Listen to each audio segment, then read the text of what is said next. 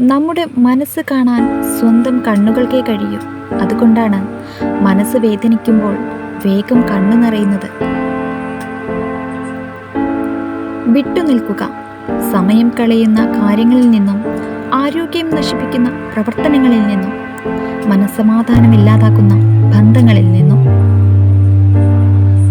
വീഴുന്നത് ഒരു പരാജയമല്ല, മറിച്ച് എഴുന്നേൽക്കാൻ ശ്രമിക്കാത്തതാണ് പരാജയം.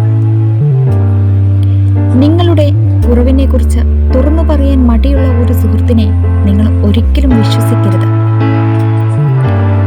നമ്മുടെ മനസ്സിൽ നമ്മുടേതായ ചില ശരികളുണ്ടാകും.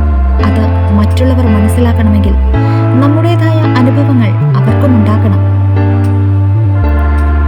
അസൂയക്കാരന് ഒരിക്കലും മനസ്സമാധാനം ഉണ്ടാകില്ല. എന്നാൽ നന്നായി ജീവിച്ചവൻ മരണത്തെ പോലും ഭയപ്പെടുന്നില്ല. നേരിടേണ്ടി വരുന്ന സാഹചര്യങ്ങളെ ഓർത്ത് പിന്മാറിയവരല്ല, സ്വന്തം കഴിവുകളിൽ വിശ്വാസമുള്ളവരാണ് ജീവിതത്തിൽ അവരുടേതായ സ്വപ്നങ്ങൾ സ്വന്തമാക്കിയിട്ടുള്ളത്.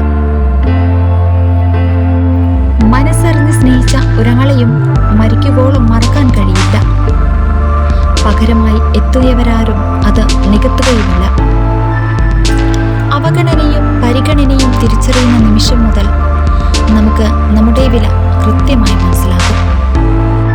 ആരിൽ നിന്നും അധികമൊന്നും ആഗ്രഹിക്കാതിരിക്കുക എന്നതാണ് നമുക്കും നമ്മുടെ മനസ്സിനും നാം കൊടുക്കുന്ന ഏറ്റവും നല്ല സമ്മാനം.